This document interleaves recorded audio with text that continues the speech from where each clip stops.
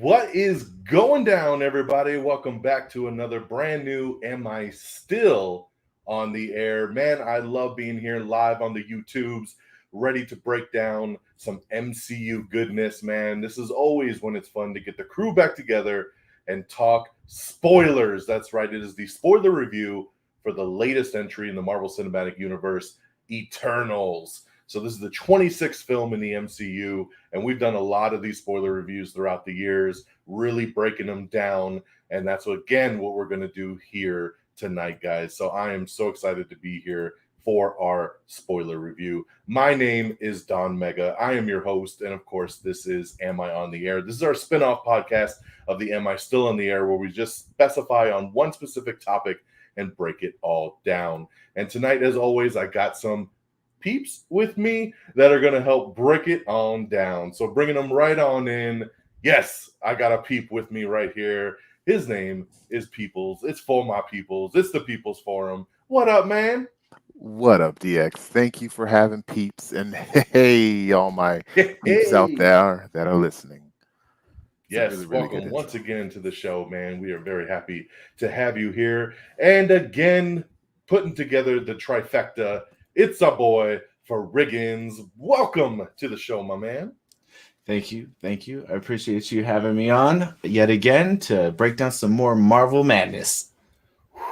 MCU time, baby. It's fun. You know, we did Shang-Chi a couple months ago. We did Venom, Let There Be Carnage. We'd be breaking down these comic book movies and having a fun time with it. So if you missed any of the spoiler reviews, you can go right here on the YouTube channel. There is a playlist that is called Am I Still on the Air? And you can find all the videos in one playlist to make it very easy for you guys to follow along.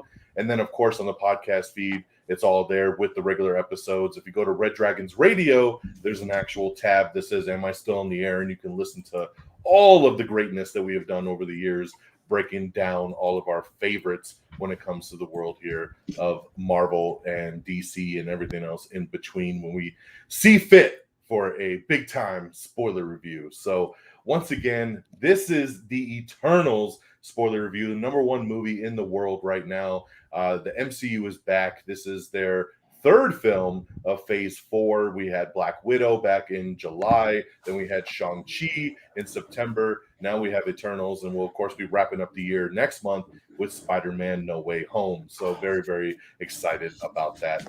But once again, guys, this is spoilers. So this is your last warning. If you haven't seen the movie, you might not want to listen to this yet. Bookmark it, circle back around after you've watched it. Or if you're just one of those people that just say, hey, I want to listen to these things to decide what I want to do, then you've come to the right place. So we're very happy once again to have you guys here. Guys, I am excited to get into this one because this is a very interesting type of Marvel movie, right? This is one that we were very curious about. I know, Peeps does his Marvel Cinematic Monday. He broke down this, the characters at least of what he was expecting and everything, kind of going into what Eternals is and what we were thinking it was. And this is kind of an unknown property once again. We had this many, many years ago with Guardians of the Galaxy, where it was just, we were like, man, we're getting this weird Guardians of the Galaxy movie, and it's got people we've never heard of before, and a talking raccoon and a talking tree, and it's going to be interesting. And it turned out to be an amazing film, and it has spawned, them getting sequels and being in the Avengers movies and all kinds of stuff. But Eternals, I mean, this is even more kind of unknown than even Guardians was. I mean, this is 10 characters, 10 superhero characters, being this team that have spanned thousands of years and have been on Earth since, before Christ and everything. And it's just kind of been silently sitting around the Earth and not getting involved in anything that's happened really in the world. They didn't help fight Thanos. They didn't help anything because deviants weren't involved. So they stayed on out and but something happens, of course, and that brings them into the conflict that we get here in this movie. So, but as we've gotten closer to this film, we've been hearing a lot of different things. For the first time ever, a Marvel movie is this movie's had some really bad critic reviews. This movie is on the very low scale. It's the lowest movie out of all the MCU when it comes to actual critic rankings. Now, when it comes to fan rankings, it's pretty high. It's got like an 85% from fans. So it's very drastically different because last I saw it was sitting at about 50% critics and 85% on audience ratings. So very divisive. Some people really like it, other people do not. And even in my own circle, I've come across some people love it and some people don't. So I've had a couple interesting conversations over the last couple of days. But one conversation that has not happened yet is these two guys with me. I know we all saw it and we've been very mum since we've seen it, and I think kind of on purpose, and kind of we were saving it for the show. Yep. And that's why I didn't ask. Usually I like to poke on these guys and be like, what'd you think? But because of how divisive this movie was, I was like, you know what, for this one, I'm going to wait until we do the podcast because I kind of want to go over this for the first time because I don't know, man. I don't know where this is going to fall with these guys. I just know where it fell for me, and then we can kind of take it from there. So it's going to be rather interesting, I feel, as we kind of go across this and hear kind of where we're at. So as always, we kind of start off with our overall thoughts. So, we go to the movies, we see it. I think we all saw it on that preview night on Thursday. I went and saw it in IMAX with Geeky Pat. Finally got Geeky Pat back to a Marvel. Wow. Nice. Rather interesting. It was nice, but it wasn't nice at the same time because he was already in a bad mood and talking shit before the credits even started of the movie. Sure. So he went into Sounds it right. already he went into it hating it already. As soon as the movie opened and it actually had text like Star Wars kind of introducing things in the beginning, he was like, "Oh God, look at this!" And it was just already too much. So I don't know if it was the smartest thing to take that guy to see it, but he did at least go back to a movie for once. But yeah, so we saw it in IMAX that opening night. I know you guys went and saw it as well too. I've actually gone again over the weekend. I've already seen it twice. I went again over the weekend with my wife and my daughter. So yes, so I've seen it 2 times now, and definitely had a little bit of a different feeling after the second time. So I'll get into that. But I'm going to start right off. Frigginz, I'm going to go with you because you're usually the hater of the group. So I'm going to start with you and see how we felt without getting into too much, just our overall thoughts. Seeing it opening night, you finally go in, new MCU film, you walk out. Where's your head at? So if we were our own little Red Dragons Eternal crew, does that make you? So you're like the positive one that loves everything, and I'm the hater that hates everything, and Peeps is the wild card. Basically, that's literally it. I think. Yeah. All right. Jack, and Frigginz is Icarus over there, just blowing shit up, just game plan.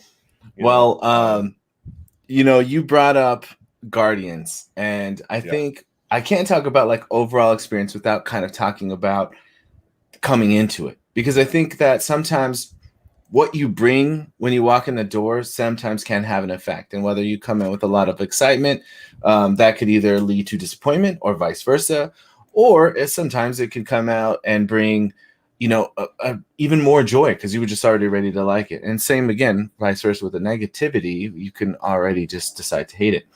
For me, when I first heard about Guardians of the Galaxy, I knew of these characters. I had seen them before, particularly Rocket Raccoon, right? He stands out. I had seen Star-Lord before. I'd seen Drax before. I'd seen Gamora. So these guys, I recognized. I was like, okay, cool. I know of these people. I don't know them a lot, but I know of them. I've read stories with them. And so when I heard that Guardians was coming out in like 2 years, I immediately went to the comic shop, picked up a whole bunch of comic books, and started diving in deep because I felt like that was an area that I maybe had missed or pushed off. And it was something I wanted to learn about. But we come here to the Eternals, and it's so funny because it was almost the exact opposite experience. When I heard they were making an Eternals movie, my first thought was like, why? Like that, who cares? And I had heard of the Eternals. I had seen pictures of at least Icarus, and I couldn't tell you anything about him or anything else about any of the other ones. So for me coming in, I was already kind of coming in from a negative place where I was just kind of like, nobody cares about this. We don't need to watch this. Whatever. See, he was negative before the movie even came out. I was. I mean, all truth, putting it all on the table. And it was just so weird because just having this like Marvel property, I found myself more agitated at the fact that it wasn't X-Men or Fantastic Four or even Inhumans. I feel like that this is just so far out of the well that initially I had the least amount of hype that I could ever experience. So I did zero research. I didn't want to know anything about it. And then so that's kind of like my prep. I mean, do you want me to go over all thoughts about the whole like film and just I'll keep it general and short, but that was kind of general thoughts, kind of walking out. Like, where was your head at? Yeah, so after walking out, You're not new to this, Fred. Come on. I know, but like I feel like I've been talking. I've been talking a lot. I feel like we've done this before, but so trailer hype went up. Still didn't really care, but hype did go up. I liked the trailer. And then walking in, I think I told Peeps afterwards, like I had 3 phases watching this. So my overall experience is this, and I could break it down very simply. So the first third of the film, I was like, this is boring. I see why everybody hates this. This is why it's got a crappy rating. I get it. And then the second third of the film, I shifted and went, all right, it's not that bad. It's actually kind of interesting. I'm kind of feeling it a little bit more. It's okay. It's not great. It's not bad. And then by the last third of the film, that's where I shifted into where I was like hyper focused. I was into it. I didn't, I got in that zone where you forget you're watching a movie. And so I really enjoyed that last portion of it. So I had a very strange experience of going through these 3 different phases, but ultimately walking out thinking it was pretty good. It's okay. I liked it. I didn't love it, but I liked it. Okay, fair enough. All right, Peeps, overall thoughts. All right, do you share the sentiment? Yes, I'll go ahead and also just try to keep it short since Frigginz took most of the airtime. Thanks, Frigginz. But no, I'm actually on the opposite end of Frigginz. I enjoyed the first 3 quarters of the movie, and the last quarter fell off for me. Overall, I thought it was a great movie. Exactly what Frigginz said, kind of coming into it. I had the same exact. So I actually may be different than Frigginz. I had the same exact feelings coming into it that I did with Guardians. I'm always worried coming into a movie of this caliber because of the amount of heroes that we're introduced to. And I think it's a big task for the director and the writers. They're giving us 10 characters that we're supposed to care about each and every single one of them. We have to grow an attachment to these characters. And if something happens to them, we have to feel, sad about it, and they have to give us all these and it's difficult enough when you have one character and they struggle with just Captain Marvel. Now they're trying to do this with 10 characters. It's a big task, I think. So coming into it, I was worried. Also what Frigginz said, what the heck is an Eternals? I did a whole bit trying to explain who, what, where Eternals are on the People's Forums. Check that out if you'd like to know how they are in the comics.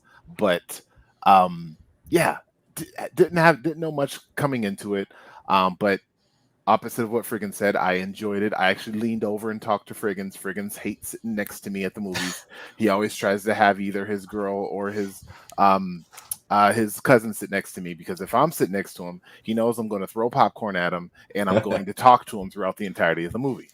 And halfway through the movie, I'm leaning over like, yo, I don't understand why everyone hates this movie. I'm kind of digging it. And he's being nice. He'd be like, yeah, sure, whatever. All right, shut up. And honestly, like I was digging it. But the end, when we got our twists, quote unquote, I was very disappointed with every single one of our twists. And so I'm sure that'll pop up again in our "What Didn't We Like" section. Yeah, exactly. So yeah, I'll be bringing that up. But overall, like I said, great characters. That great effects. Things I love. I'll be talking about these effects, and yeah. I overall had a pretty good experience in this movie, but there were definitely a pretty good amount of disappointments because it's an MCU movie. If this was a standalone movie called the Live Forevers, and they were just, it was its own thing, I think I would have had a better experience. But because it's connected to Marvel, it is set to a standard, and I have issues with it. So I just want the little side note. Like, there was a trailer before the movie that I was like trying to see what it was, and he was just like, "This trailer looks dumb. Why is it over? It's so boring.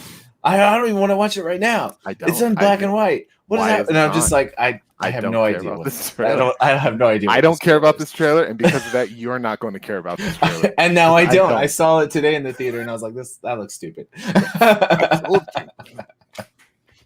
What movie was that? I don't even remember the name. It starts with black and white. It starts with a B. You lost me at black and white. So, all right. Well, no, fair enough. I mean, so definitely interesting. So we got kind of in the middle with Frigginz there. Kind of didn't love it, didn't hate it, but then Peeps liked it overall. Just kind of had some gripes. I think I align more with Peeps, honestly. I felt kind of the same way going into it. Really didn't know much other than the trailers. That was pretty much as I had dug into it as well too. Like, usually I do like to find out more information. I like to kind of see as much as I could possibly see on stuff. I'm just that way. Like, I like to kind of, especially when I'm anticipating something, I like to get my fill of it. And with Eternals, even like right before it started to come out, there was a little bit more featurettes, and there was a little bit more kind of, behind the scenes of the characters, this and that. And I didn't watch really any of that. And I was kind of just like, the only thing I looked into was kind of what their power scales was, like I didn't really get like what could each one do, like what are their powers. And I kind of wanted to have a little bit better understanding of that, which I think the movie did a pretty good job with, just right out the gate of kind of showing you what everybody does. Right.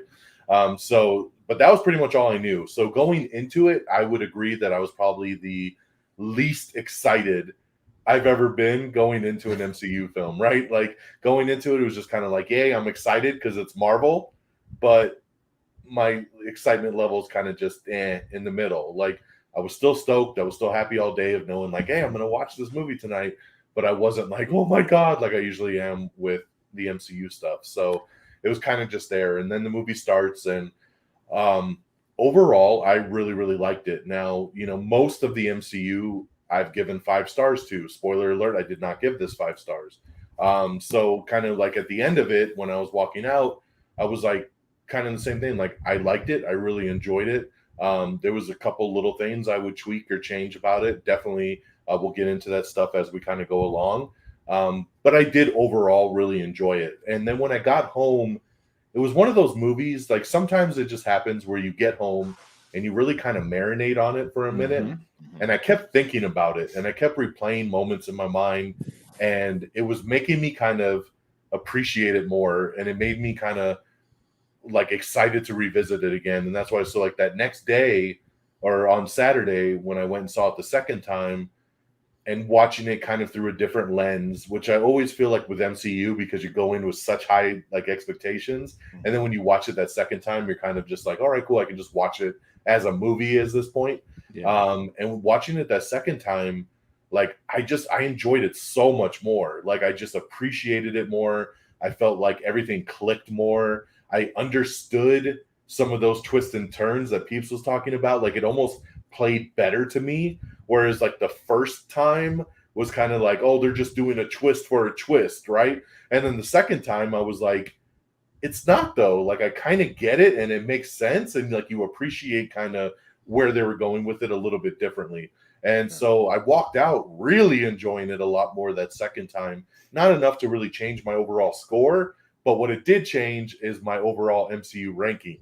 Because that same night I watched it the first time, I threw it on my letterbox list and I just kind of dumped it and was like, set it and forget it. And then over the weekend, after I watched that second time, I went back and it clicked up a couple points. So definitely appreciated that. So I really, really dug it. Now, like I said, it's super, super divisive. I went and checked out again. As of right now on Rotten Tomatoes, it's 48% on the critic scale. This is the only MCU film that is actually technically rotten, which is just crazy. But then once again, on the audience side, it's 81%. So, I mean, that is a big drastic difference. Over 2,500 verified reviews for the 81%. And the rotten score is only from 297 reviews. So a lot less critics. I don't know why they're being so judgy on this movie. It's kind of crazy. I feel like once a couple said they didn't like it, then everybody else just kind of jumped on that bandwagon. I'm a little upset that I feel like this is one of those movies that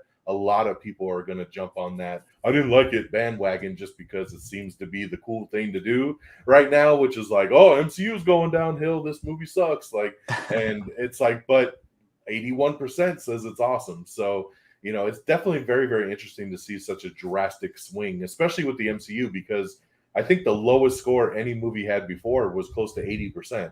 So that's a massive difference. So MCU's got some really well-reviewed movies. So, man, so very interesting, man, going into, once again, our overall thoughts on here. So, again, guys, this is your last warning. We're going into spoilers now. This is where we start to kind of dig in. So, of course, our first segment here is always getting the negative out the way, which is what didn't we like? So I'll circle back to you, Peeps. Just kind of, you know, you hinted at a couple things, and let's get into it. What didn't we like about the Eternals? So exactly what you said, DX, but kind of in reverse. When I got home and I thought about this a little bit more, and even after the theaters, you know, that time of movies that everybody loves when you're sitting outside of the theater and talking to people. Mm-hmm. I sat and I spoke with Frigginz and his cousin a little bit, and it's funny because all of my beef that I had with it, Frigginz was defending, though it sounds like now maybe my words got to him, and it caused him to his feelings to get down a little bit. I don't know, but all right. So let's just say it. I don't like the twist, and we're already in the spoiler territories. I didn't like that we didn't really have a villain in this. We had Crow, right? The deviant that was attacking the Eternals, and he was kind of a villain. When he popped up at the end of the movie, I honestly forgot about him. Like I completely forgot about this guy, and he pops up again at the very end of the movie to attack, and I'm like, oh, this guy. All right, we're going to do some things now. And then we didn't really do any things now. I would have liked there to be more to him. I would have liked for him to actually maybe absorb Athena at the end and give us some purpose, some reason for his existence. He's like, Athena, there's no A. Athena. Yeah. I don't know. I wanted there to be more Crow. So that by itself. I didn't even know his name, so at least you got that. Yeah. Right. Our main villain. Deviant. Right. And that was just because he was credited, and Deviant. Frigginz brought that up to me. Like, hey, that was Bill Skarsgård, Crow. I'm like, oh, great. I had to guess. I was watching the cast, and I knew Bill Skarsgård was in it, and I was like, that's got to be it. It was literally a guess. I had no idea. Yeah. I saw it like the second time on the credits. I was like, Bill Skarsgård. Right. The love between Cersei and Icarus, I did not believe that for a second, and it annoyed me. It also annoyed me that there's a sex scene. Eternity. Yeah, sure. It annoyed me that there's a sex scene in a Marvel film. Now I want to take my little to see it, but I got to do the whole. Nah, come on. It was funny. My daughter looked at me and she went, "Are they naked?" I was like, "No." I was like, "They aren't," and she just let it go. See, mine won't. Mine will not let that go. We will have a full-fledged conversation about how life works at that moment, and I am not prepared. They were just hugging and kissing, man. We could move on. It was less than 30 seconds. Come on. No, I don't know. And then he's like, "I love you." No, you don't. That's what everybody says the first time. Get out of here. Come on. I don't know. I truly didn't believe their love. She said, "Why did you leave?" He never answered. I don't know why he left. Watching it a second time, did he give a reason why he left centuries ago? No. Okay. That's for the sequel, Peeps. They want to get you back. Dude, he's dead. Yeah, he's dead. He ain't coming back. Flashback. He's actually dead. And that was another too thing. Close to the sun. That's so stupid. Why did he even do that? Like, Flew to the sun? I have issues with Icarus as well. Like, you're telling me that you wanted this thing to happen the whole time, but you're going to help everybody stop it until the very end, and then you can be like, all right, guys, this is I've pretended way too long. I've assembled a team. You guys actually have a plan, but at this point, I'm going to say we need to stop. Like, you could have just not helped anybody and allowed this thing to take see, over. that's the thing, and I think that's what I was talking about how I appreciated it more the second time, because it wasn't, when I watched it the first time, it felt very just that evil twist, right? Like, oh, he's the bad guy, right? Like, he pushes Ajax off the mountain and he's like, I will not let you interfere. And it's just kind of like, oh, okay, that's the big twist. He's the villain of the movie, right? But watching it the second time, it's like he states on there that, like, he got involved because he was protecting them from the deviants. Like, it's still his family and he still cared about everybody. Like, he wasn't just a villain dick. Like, he wanted to protect them, and those deviants were attacking and they were getting stronger and they were absorbing people's powers. And that's why he got involved. And he was also trying to keep them together and stretch out the time long enough to where they couldn't stop the emergence from happening. Like he was trying to prevent them from stopping it. So then that way they could all be together. The world blows up. They do that recycle and they're a family again for the next planet. Like, it wasn't like he had a reason for being there. He had a reason for being involved, and he did care about those people, like, overall, like, and that was why. And I get that. And then at the very end, when he could have stopped her, and then it's just like, well, he couldn't because he loved her. That's the whole point. That's where the love came in. No, he didn't. I didn't. That love didn't make. Why'd you leave? Dude, if you loved her, why'd you leave? Why'd you leave? Why can't you even give us a reason? It was probably like Artisan or whatever fucking gave him another mission to go fucking do or something. Sure. He was the soldier. He was the soldier. He was the one that had to, he was the strongest of the group. He was the one that, I'll follow you, Ajax, to the end. Like, he was the one. He was the right hand man. So I could totally see Ajax either telling him, I need you to go do this, to help out whatever else, or Artisan that said, he needs you to go. Yeah, I also obviously he disappeared. Obviously he went somewhere. I also got the sense that he was getting out of the situation because of the guilt of having to lie to everybody else about what was going on. I think that ate at him, and that was kind of like the rocking chair moment when he was talking with Ajax. Yes, exactly. Right? No, Fred, that totally forgot about that, because he does specify on there, I had to leave because I would have told her the truth.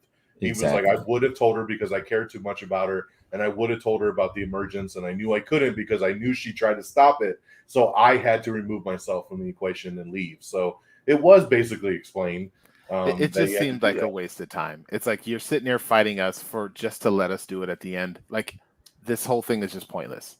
Like, you just let it got really. You got 3 fingers up when it could have just been 2 fingers or something. Well, what else did you not like? I remember going in, you had gripes with the whole not interfering with Thanos. All right, fine. I'm gonna shotgun this. All right. I thought I needed more Kit Harington, aka Black Knight. The fact that he was only in there on Skype calls, aka Black Knight, in this movie. Right. You mean Dane Whitman? Right. Sure. Yes, you're correct. Yeah. AKA Black Knight. Fuck you, Druig. Like, he was so hot and cold, it didn't make any kind of sense. At one point, I was going to take over everybody, but I decided not to. But I decided to be a douche, and I'm not going to help you guys. But I'm actually going to help you guys. I don't want to take over a Celestial. I think I'm going to take over the Celestial. Like, make up your mind. Eat a dick. Hey, your space robots. Twist. That would have been a lot better if the twist would have been like, hey, you're space robots. Psych, you're actually Inhumans. Or you're actually modified humans, which you actually are in the comics. So now you have more of a reason to be involved in human activities because they are one of you. They are part of you. They are evolved from you. You are literally the embodiment of humans. You have a purpose to protect them. Some reason other than, I'm bored. It's been 7,000 years and we ain't done shit. Let's start protecting these guys. We waited 25 movies, 2 world wars, a snap before we decided, hey, we're going to actually start to to care about these people. Eat a dick, Inhumans. I needed more explanation on what the hell was going on with Athena. Sorry, Athena. I don't know what was happening with her. It just doesn't make. Was she malfunctioning? Probably. Did they bleed? Yes, I don't her know. memories were not wiped, so she was having flashbacks of the other worlds that they were on. But why was she going berserk? She couldn't comprehend They it all. called it. It had a name. It was called like Madness. And we got to reboot your database. It's okay. I'll give her love, and she'll be okay. What? I don't know what was wrong. I mean, it worked out. Gilgamesh was right. Yeah. I mean, her memories were not wiped, so she was remembering all the other planets exploding and the emergence happening, and she was trying to warn them shit's about to go down. And when she would have those flashbacks, it was making her go fucking berserk, like she was losing it. All right, eat a dick, Fastos. You're telling me that you couldn't have stopped. Icarus when he first started attacking, but then at the end of the movie you had all this hardware to stop him from attacking. You could have just done that like 5 minutes ago. Like, why didn't you do that earlier on the ship? Eat a dick, Fastos. But he was a cool character though. Other than that, why didn't I thought it would have been great if Crow and Icarus would have came together and they'd be like, you know what, high five, let's let this celestial thing do its job. That's what we're here for. And they would have worked together. Holy crap, things are going really rough for us. And boop, Captain Marvel pops up. That would have been a great moment. Or even Nick Fury. Who were you saying with Icarus? Oh, Crow, the deviant guy. If the deviant guy and Icarus work together to allow the thing to come up. Okay. The birth of Tiamat, you know, what if I would have been nice if the event of him being born and then them stopping him and then a huge power surge, maybe that created some kind of jump to all the humans living on Earth. To me, I just want some fucking mutants. And then I didn't like the Sprite twist at the end. Like, she was great 3/4 of the movie, and the very end, all of a sudden I'm a bad guy. I thought it was a ploy. I thought she was just doing it to prevent everybody from getting killed. I thought so too. But then, I was actually in love with him the whole time, and I actually want to destroy the world because I hate being young. What? I don't like it. I didn't get it.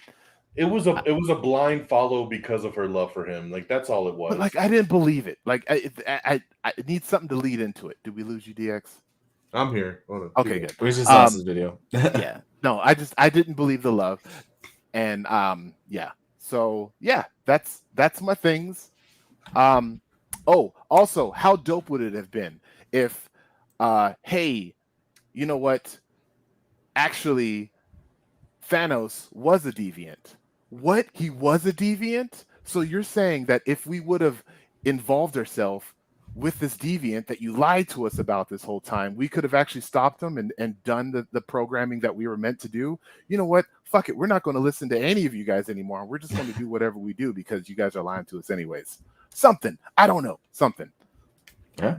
That's actually a cool take. I'm just saying. Like, Eros pops up, hey, I'm an Eternal. So is Thanos an Eternal? I mean, we know he's not. Maybe he's a deviant. Maybe he's an Eternal. Is Thanos a space robot? I don't think so. I think that in this MCU world, this movie, being that they didn't like address that specifically, I think that means he is something else. That he is just this other creature from Titan. He is not tied. I agree. Give me that. Show me that Arishem is actually lying to them to manipulate them about the Tiamat. And the Tiamat isn't coming up to create billions of lives. It's actually being created to destroy the solar system. You know what? Thanos was a little bit too powerful. So because he's too powerful, these beings shouldn't exist. So Tiamat's actually purpose is to rise and destroy the solar system. Whoa. Whoa, that's not what you said earlier in the movie. You're lying, buddy. I hate this, and I'm going to interfere from now on. You're going to be judged. And then he warps him away. I don't know. I'm just saying, I'm done. I'm muting my mic. All right, thank you. Dang, he just mic muted. Yeah, man. That was old school Peeps right there, man. That's how I feel like after all the original Fox X-Men movies, he was just like, I didn't get what I wanted, so it sucked. Eat a dick. I love like the little like They weren't Inhumans. Eat a dick. Yeah. I love the little stories you got in there and like hearing your perspective on everything. That was awesome. Like it should have been like this instead. Very fun. Very fun. Oh Lord. Oh, okay.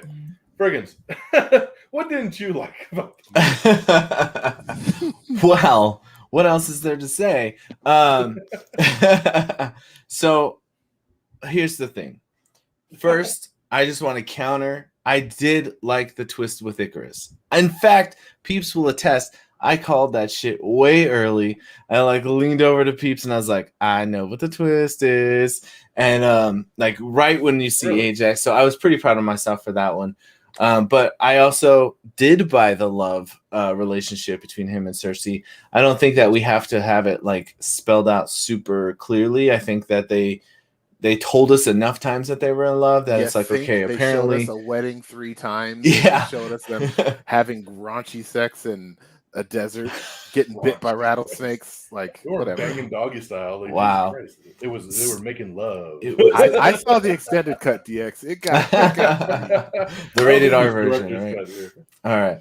So all those things I didn't have any beef with. I think, first off, I just didn't care. They didn't make me really care for the characters. And that came from, I think one of the things that really worked for the Avengers is that they had those individual movies of the characters. So we got to experience the characters and who they were before they were the group. So when you're starting with a large group, as Peeps mentioned earlier, that makes it very difficult because you have 10 brand new people that nobody knows about. Okay, I shouldn't say nobody. I know there's like this one guy that's listening. He's like, I know everything about the Eternals. They're my favorite. So like, that most people don't know about. And you can't expect us to just kind of like go with the flow. Now, the counter is we are now accustomed to superhero stuff, right? So we understand this guy can fly and has laser eyes. That girl can run fast. This dude's really strong. So it's a little easier to try and accept those things. But for me, I felt that there was a lack of interest in the characters. I think that I would have liked maybe a focus of 3 to 4 of them instead of the whole group. But then again, that takes away from the whole concept of the group of the Turtles aspects. So that was a hard pill to swallow right off the bat. I disliked a lot of what Peeps was talking about in reference to some of the relationship stuff. Same with Sprite. I thought it was a ploy when she was just, wanting to trick Icarus later on and actually like help out. So I was a little disappointed that she went to the extent of stabbing Cersei. I thought that was a little extreme. I also disliked a lot of the whole everything to do with the deviants, really. Like, I don't like the design of them. I thought the CGI was poor for something Marvel. I thought they looked really subpar. Even just the basic designs of them as being like kind of this like cat creature and the griffin type creature. I don't know. I thought that could have been handled with giving us a little bit more comic related nods. They could have made them look like something maybe similar to what we've seen in comic books. Once like normal walking around sentient beings and they got evolved into that, and because Crow is getting woke, he wokes them all and they all start like, hey, we're like regular evil people now. Look at us. I would have liked something different for sure. I also, I struggle because I did want a villain, but at the same time I like that there wasn't a villain. So that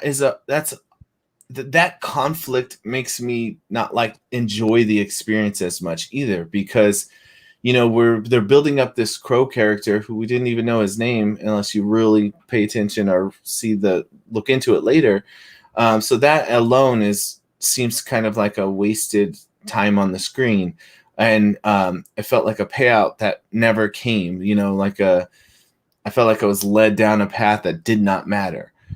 So that part was a bit of a struggle as well. And when you add those kinds of components, it takes away from the overall experience of storytelling. So as for, just from a storytelling perspective, that bothered me. And in the beginning, as I mentioned, I think the pacing was a struggle. And a lot of that had to do with the fact that we don't know any of these characters, and they're trying to teach us all about this world. So things that work is like how Whitman and Cersei have the discussion about the Thanos snap. It was a short discussion. It's like answered within 2 minutes. They tell us why they didn't interfere, and whether you like it or not, at least they acknowledged it. And I think sometimes acknowledgement does work. And so that was good that they were able to condense that in a short enough period to explain to us. But then the rest of the beginning was very hard to accomplish this big task. I think it was too big of a task for what it was. This felt like it should have been a Game of Thrones style TV show as opposed to, maybe a Disney Plus TV show instead of a 2.5 hour movie. So, I just think it was a lot of this, for me at least, a mixture of not caring for the characters and them not doing a really good job of making me care for the characters. With that being said, there are a couple, of course, that I did care for. But ultimately, at the end of it, I was thinking I rather had watched a Black Knight movie instead of the Eternals movie.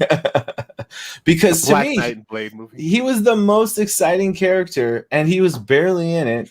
I loved maybe 2 of the Eternals, and apart from that I wanted to see more Whitman. So I struggled with that. It's kind of hard to really say like I don't like these things because I don't know about them, because one thing that did have me excited coming in was I finally get to learn something I don't know about, and that did bring some excitement for me. And that's why I liked the trailer when I first saw the trailer, but then seeing it didn't, I never felt like that excitement ever got paid off. And I don't know if that's just to do with how the pacing was, or the overload of characters, or the poor CG graphics that I come to expect from a Marvel film to be a little bit higher level. And because this was so out there, they had a whole lot of CGI, and I don't think it worked exactly how they intended. And again, Peeps mentioned a lot of other things about the struggles with the conflicts within the characters and kind of the story aspects of it. So I do agree with many of those things. One tiny bit I did want to bring. So the Celestial is going to be born once the human population hits a number. Like, I mean, I didn't really get that concept either. It wasn't that it hit a number. It was, it was that it's absorbing energy. And once it absorbs enough energy, it could be born. And then when Thanos snapped out half the universe, it pretty much stopped it. Yeah, right. Like it didn't have enough energy. But then when they brought everybody back, the Earth had a surge, and then that's why. But the energy is brought on by a number of people. By people, yeah.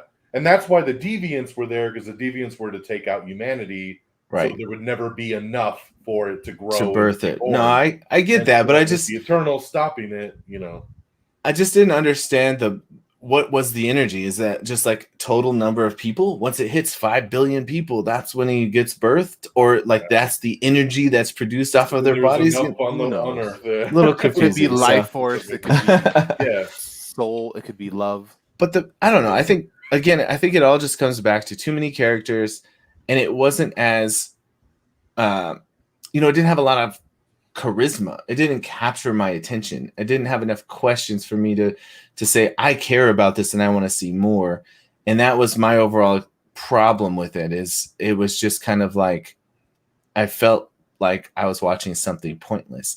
And part of that problem is the nature of the characters themselves, because they are there for eternity, and they are been watching, and they've been there forever, and they don't do anything except for the one thing they do. So I think all of that is kind of problematic within the characters themselves, and maybe not so much the film. But yeah. Why show us that their memories is on a different planet if you're not going to address this movie? I don't know. Yeah. That annoyed me. It's confusing. Again, I know that I think the hope is that we're going to get more movies out of this, and they want to do Eternals will return. Yeah, exactly. And I'll save that next piece for the next part, but you go ahead, Don. I think it's your time. Y'all gonna let me talk finally? Well, we're only 45 minutes in. We haven't got past the first segment. Jeez. So yeah, I'll keep this short because there's not a ton for me that you guys haven't touched on, and then some of the stuff, like I said, I kind of disagree on some of the twists and turns and things like that I appreciated, especially watching it a second time. That I felt like it made sense why things happened the way they did. For me, some of the big things. Number one is the runtime. I think the movie was way too damn long. And I usually like long MCU films, like I feel like give me more, right? I love that Endgame is 3 hours long. Like I love that Infinity War 3 was more hours. 240, Oh, right? exactly. I'm like, I could take more, They're already the rumor is that Spider-Man No Way Home is like 240. And I'm Heck like, yeah. yes, Ooh. give it to me. But for this movie, it was too long. Like, because there's a ton of downtime and it is very slow paced. It is very dialogue heavy. It is very heavy on setting up these characters and what happened and where we're at now and where we're going. And it's very exposition heavy. It's very, a lot of people are using the word dense, right? It's a very dense movie. Like, so to me, it caused a lot of slowness, to it. I mean, like my wife did not like this movie. She loves all the MCU films. She was like, God, that movie was boring. Like when we walked out, she was just not a fan, like whatsoever. Like she was like worst MCU movie ever. Like just did not like it. Geeky Pat hated it. Like fucking. When we knew that. And I knew he was predisposed to, but even afterwards, like he was just like hated it. Like and then even his wife was like, I'm not sure how I feel, kind of in the middle. Like. It's very divisive, like I saw my brother-in-law today. He went and saw it. I was like, what'd you think? He was like, it was all right. Like it's just, I don't know, man. But I think a lot of it is that runtime, man. It just doesn't have that, usually MCU films, they just have such a good pace and they're just flowing and it's just, you get some dialogue, you get some action, you get some dialogue, you get some action. They're paced really, really well. Whereas like here, it was like, here's a piece of action, and then we're going to talk for 30 minutes. And then here's a piece of action. Go to the past. Felt like an episode of Arrow. You were going back to the island, right? Right. So to me, the biggest thing was the runtime. This movie is about 240, and it could have easily just been a 2-hour movie, and I would have been satisfied. They probably would have flowed a hell of a lot better and tighter if they would have just knocked some of this stuff out. Another big piece for me, what I love about the MCU is its connection to everything. And I felt like the big lack of MCU connection in this movie drove me crazy. Yes, we had, like Fred said, like we had the one big kind of moment of like, Dane Whitman being like, why didn't you guys help fight Thanos, or any of the other wars? Like, and it's like, oh, we couldn't at Deviants. But like, that was pretty much it, Who's going to lead the Avengers now? Yeah. Fuck you. Yeah, little things like that, is the table vibranium, like, and then obviously Ajax talking about the snap and bringing people back. Like, other than that, I mean, this is a very standalone movie that does not feel like it takes place in the MCU.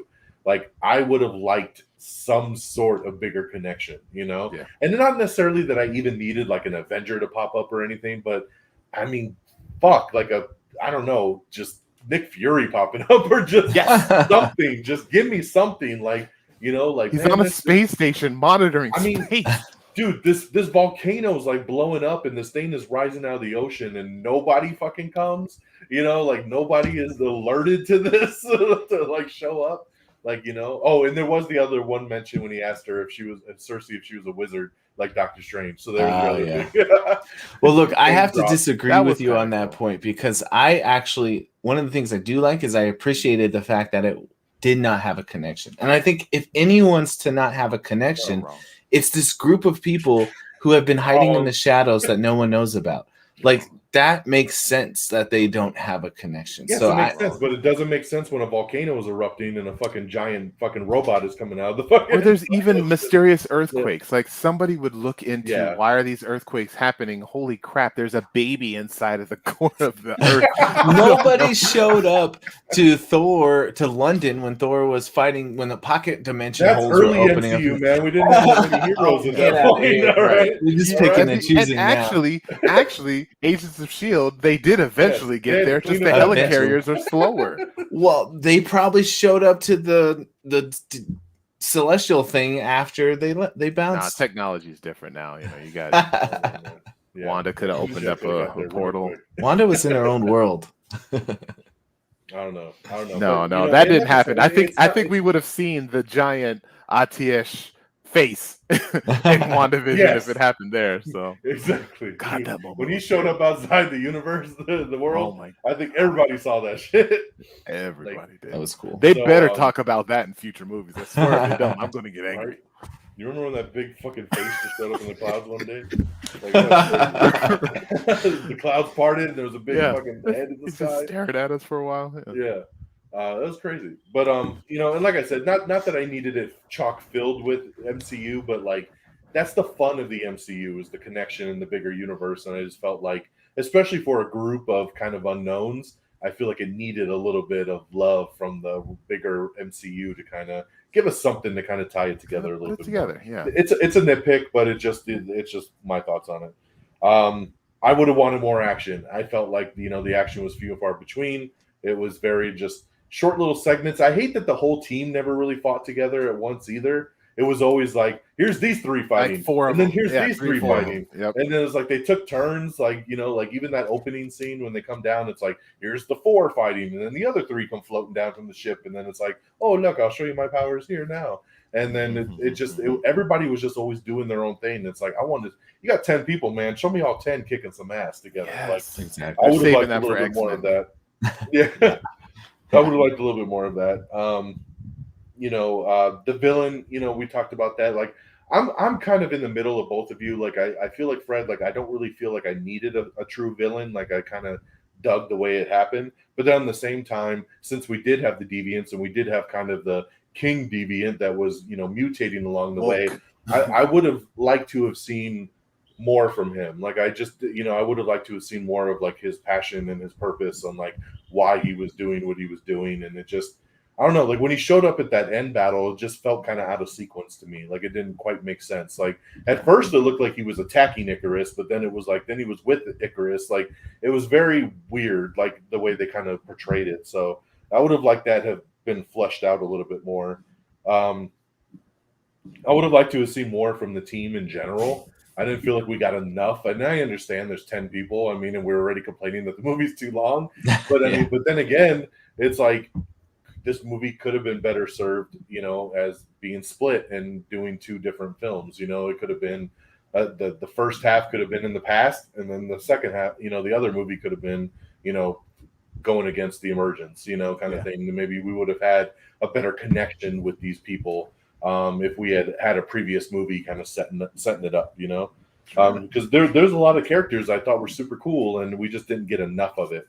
And then another big gripe I had was Kingo, him leaving before the final battle. That drove me fucking nuts. He should have popped up at the very end, like, sorry guys, I'm late. Just like in X Fighter 4, here I am saving the day. Yeah, I mean, he's just with them the whole time, and then we're finally getting into the culmination of the movie and the big battle, and he's just like, okay, guys, see you later. And I'm just like, what? You know, and it's like, and I tried to understand it more the second time of just like, that was his belief was like, I kind of agree with Icarus, but you guys are my friends too, so to not pick a side, I'm just going to kind of step out of it, right? And I kind of get what he was doing, but I just hated that he wasn't a part of that big final battle. He could have been used. They needed his help. They already talked about how hard it was going to be to fight Icarus, and they could have used him. And then it sucks for him too at the end, because then when Arsham comes, he still gets fucking grabbed into space, and he's like, fuck all y'all. And he's like, I left. I didn't even have anything. He's like, I wasn't even there. Nope. I wasn't even in this fight. But you know, he still got Jack, so it didn't matter anyway. But yeah, I loved his character. He was a highlight for me. I thought Kingo was badass. Like some of the obviously the funniest parts of the movies, and just I just loved his character, and I would have liked to see more. I loved when he was like, you know, Thor used to follow me around all the time, and then now he's a big Avenger. You know, and all this shit. Like, I was like, that's awesome. I just would have liked to see more of the characters, because I love Thena. I thought Angelina Jolie did an amazing job as that character. I agree. And I would have loved to have seen more with her. I felt like they definitely underplayed her, you know, because she was so badass. She was the big warrior of the group, basically the Wonder Woman, right? And they just kind of like, they just took her out a lot. Like she wasn't like a part of the big thing, and she just had little moments throughout, and then they had to kind of take her out and downplay her again because of the whole, you know, her madness and everything. And then, you know, so That bummed me out a little bit. So those are my big kind of points of some nitpicking kind of points of things I didn't like or things I would have changed from it on that perspective. So Yeah. we'll move over now to the things that we loved. So the things that stood out, the things we liked, the things we loved, things we wanted to see maybe more of. So Peeps, what you got? Oh, well, thank you. I'll try not to take too much of this one. But because there's nothing he can really talk about. It's not a negative section. Yeah. So I liked each character except for Druig, whatever his name is. Druig. I liked every single one of them. Gilgamesh was amazing. I thought he was as I'm watching him, I'm like, why have I never seen this guy before? Like, I want to see more movies with this guy in it. He just seemed like a big old happy teddy bear, you know. Yes. And the interaction between him and Thena, I just felt like there was actual love, and it could have been a platonic thing or it could have been a romantic thing. It was very vague, and I like that they didn't actually answer that question. They just kind of left it up in the air, and it doesn't matter. He had love for her, and that's why I did this, and that's why I kept it going. That part was incredible to me. His death had weight to it. I would have liked to see more of Selma Hayek's character Ajax, but Ajax. I really like what I got from her. She was good. I liked 3/4 of Sprite. She was in the beginning. I'm like, she is my favorite character. She's a little witty a-hole, and her powers are really cool. I loved what's her name's powers, the Cersei. I'm like, man, if you put everyone's powers next to each other, she's probably the most powerful. Like, she has molecular transformation. Like, she's like an alchemist. It's crazy. And she actually created birds at a certain point. I'm leaning over to Frigginz talking to him as he's pissed off at me for talking. I'm like, she just created birds. She's creating life out of rocks. And he didn't answer me, but I'm like, it's because I was amazing. At that point I was in the zone. Yeah. So it was dope. Loved all of the characters is my point. And of all the characters, Makari, the deaf Eternal, which is deaf in real life. I didn't know that. Yeah. She actually won Miss Deaf America or something like that. And I just thought her powers was as a speedster, it just looked so amazing. Yes. The relationship between her and Droog, that was another moment that I'm saying, show, don't tell. And from the moment of them in the past, the looks that they gave each other, to how they interacted in the future, they didn't have to make out and grab on each other and do each other in the desert to show us that they loved each other. You just saw it, and you just felt it, and I loved that. She's probably forget Sprite. She's definitely my favorite Eternal. When they say the Eternals will return, I want to see Makari. I want to see a Makari movie. I loved her character. Dude, in the theater, the whole time she would every single scene she'd come in, I'd hear Peeps, she's so badass. She's so fucking coolest. And I was like, but that was a good one though, because it was hyping me up. I was like, yeah, she is so cool. Why am I loving this so awesome. much? Yeah, she was probably my favorite one too.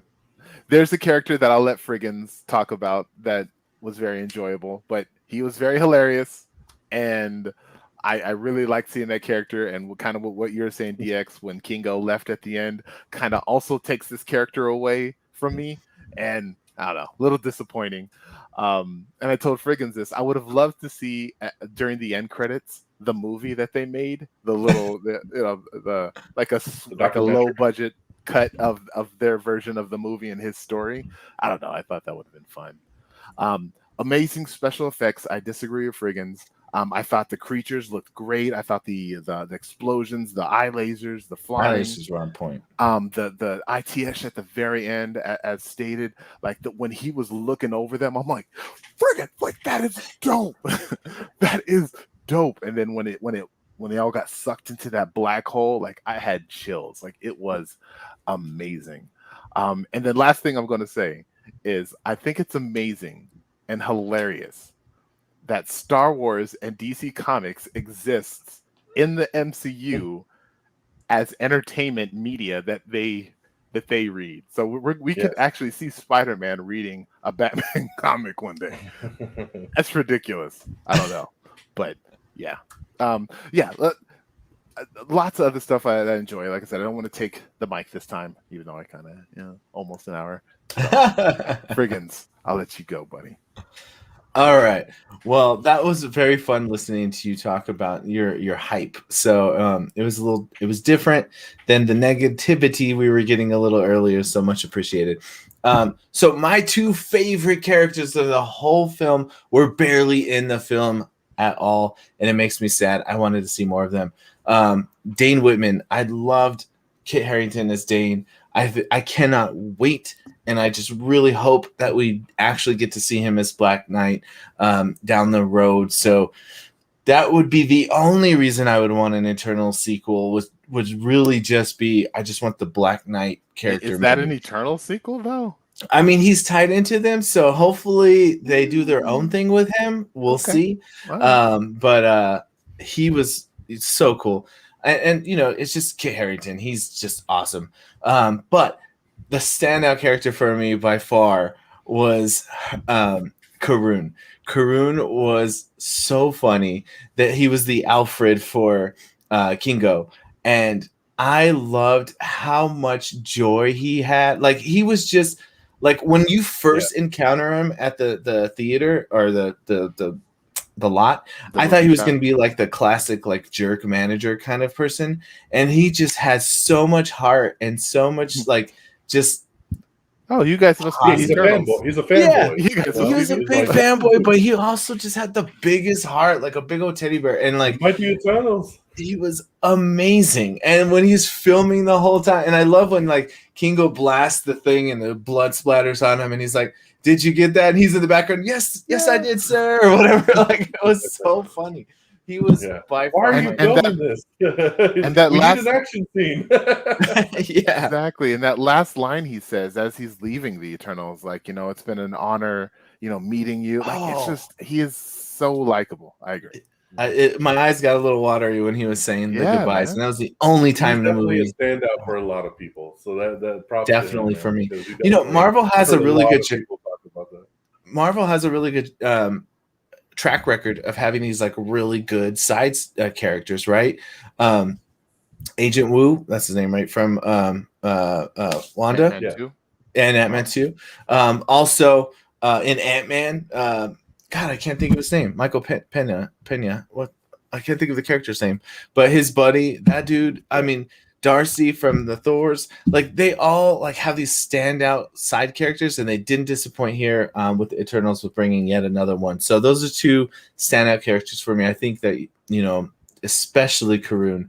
As far as the Eternals go, I did like them. I was talking about like the struggle to kind of really buy into the characters, and even with that being said, I think they did a good job of being able to display how each character is. I think we got a good personality, a view of their personalities of each character, even though there were so many. So I really don't have too many complaints about the individual characters. I think they did a really good job. I also really liked Cersei. I'm so glad they found a way to get Gemma Chan back into a movie. Great, good. I agree. She's awesome. She was one of my favorite characters in Captain Marvel, and I was so upset that they killed her off in that one, and I was very, very, very excited that they brought her here as Cersei. So that was a good call on the MCU. I have to give a lot of shout outs to director Chloe Zhao. She is just a phenomenal director. Like, even though I didn't love this movie, when I look at the structure of film and the concepts of the cinematography, the layouts, the shots, the angles, the music, to add the score on to the whole thing. I did really enjoy what she was able to do all together. I think it was a good film, and whether or not, I enjoyed it as much as another film, that might not be the case, but I don't think, as I said before, I didn't think it was bad. And I really want to give her some credit, because I thought there were some outstanding shots, and again, the score was great. I liked the different music and stuff like that. I just wanted to kudos and shout out to giving us our first like actual gay hero.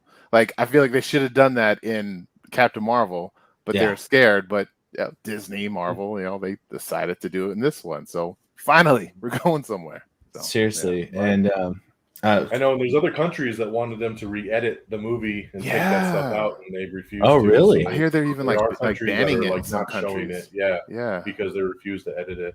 And I saw a really cool article too with Brian Tyree Henry, who of course plays Phastos, where when he got the call to be in the movie, he was like, all right, so how much weight am I going to have to lose? And they said, no, we just want you to be you, and we want you to be exactly the way you are. And he was just like, yo, like, to be like, a black man, to be told like just to be me and not have to change who I am, and not have to like be told to, lose all this weight and be in this phenomenal shape for this movie and just all this stuff. Like, he just said he was just so impressed and so excited to sign on. After they told him that he could just show up and be himself, and I thought that was such a cool quote to see. It's really refreshing, because we see a lot of these actors sign up, and then, I mean, even Kumal, like that dude bulked up. He bulked up like crazy, and he doesn't even have a shirtless scene in the movie, and he's still bulked up. So, he didn't have sleeveless shirts though. Sleeveless. Yeah, but I mean, usually those guys get some kind of shirtless scene at some point. True. Right. They didn't give the gratuity in this one, but no, I thought that was really interesting. So, I do want to put a point of clarification when I was talking about the graphics. I do think that anything celestial was done very, very well. I liked a lot of the laser graphics, where I had troubles with some of the green screen and the structures when they were in some of those temples. You could definitely tell that a lot of that wasn't, like actual structures, that it was just green screen stuff. But I will say that, like, anytime the Celestial was on the screen, it's kind of one of those jaw-dropping moments that, like, you go to the theater for. And so that was really cool to see. One of my other favorite moments is the fact that when the Celestial came out and they stopped it, that it stayed there. I absolutely love this concept of, like, there's just this structure of a celestial being on the planet now. Deal with it. Like, I think that is so cool. And I think, I hope that the MCU then uses that to expand on, and to, like what Peeps had mentioned, like maybe that burst is what causes evolution in humans to become mutants, or maybe that is where the Fantastic Four go to investigate. Maybe that's how we see them, is they're investigating the celestial structure now. And they accidentally exactly, because it's like space related, and they maybe get burst with their energy as they're investigating this digging through tunnels or something. I don't know. So I love this concept that there's just this new almost continent in the middle of the planet. Giant half head and hands sticking out of the water. And you got to think that goes down. Like there's probably like a torso coming out of it. Absolutely love it.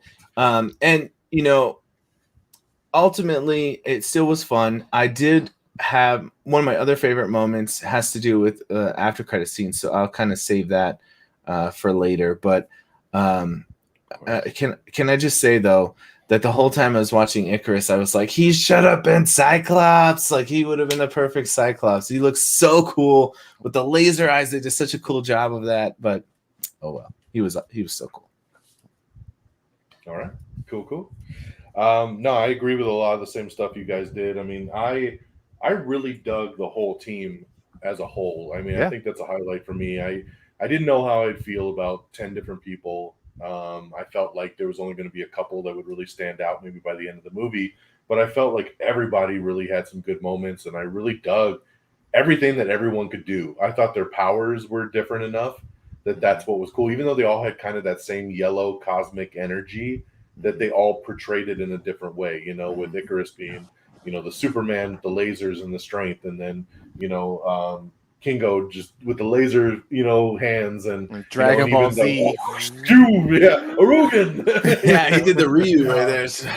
multiple Cersei times. was amazing. I agree with Frigginz. Like, I mean, I loved her in Captain Marvel. She's just awesome. She's gorgeous, and she just has such a good presence on screen. And I thought she was amazing as Cersei. I can't wait to see her again.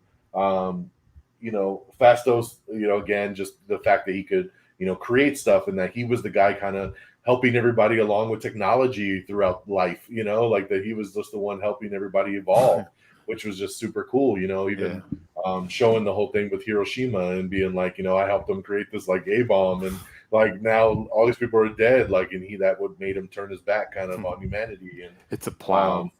It's a plow. I'll stand. Digs in dirt. Plows. Gilgamesh, like I said, man, just really cool dude. I haven't really seen anything with him either. He does a lot of Asian movies. I think he was in Train to Busan and like stuff like that. So it's cool to see him in like an American film. But yeah, his like powered up gauntlet arms and just dude, he bitch slapped one of those Celestials. He was like, wow, bam! He did, I was like, that was awesome, dude. He killed it, right? With the slap. Yeah, that was like the final. Just she just bitch slapped it. That was so dope. But just I loved his heart. I loved, he had his little Hulk moment with Athena. He was like, sun's getting real low. I said that to Frigginz. He said that, every time. But he was awesome. Sad to see him die, man. And that's what I was wondering going into this was like, okay, we got 10 characters. How many are they going to kill off or take off the team by the end? Because it's just too much to focus on, right? Like, I knew this team was going to shrink like a mother by the end of the film, and it sure as hell did. I was hoping they would come back, and that would be the moment. Like, how are they returned? We are Eternals or something. I don't know. And have they said it? I don't know.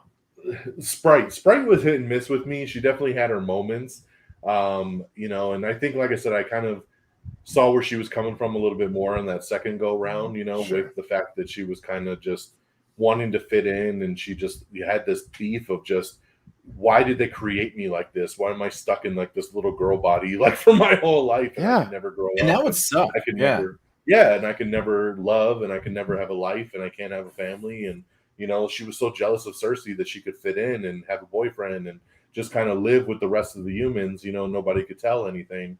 But yeah, I agree. Like, I understood her going with Icarus at the end, but I didn't get her, stabbing Cersei and stuff like that. Like, that just felt way too out of left field, for me. So that was kind of interesting. Although my daughter's favorite part was when Druid smacked her over the head with the brick and knocked her out. My daughter laughed so damn hard at that part. It was hilarious. She was like, ha, ha, ha. And then when we left the theater, she's like, my favorite part was when he clubbed her in the head with that brick. I was like, don't give her any rocks, DX, when she right. with you. I know. I'm like, that's the part that stuck out of this whole 2.5 hour movie. Like, okay. Ajax, I wish we would have had more. So you were talking about the twists and turns. I was genuinely shocked that she was dead so early in the movie. Like, I could not believe that. Like, I looked at Pat and I was like, there's no fucking way she's dead. Like, she's going to come back, especially too because her powers were healing. So I was like, she's going to regenerate. She'll come back. Like, this is just temporary, right? And then about halfway through the movie, I'm like, I don't think she's coming back. Like, like, it's unfortunate.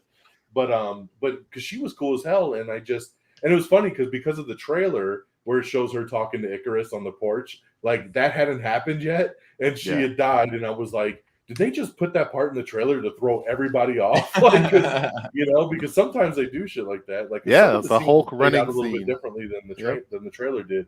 So when they flashed back to that at the end, I was like, oh, okay.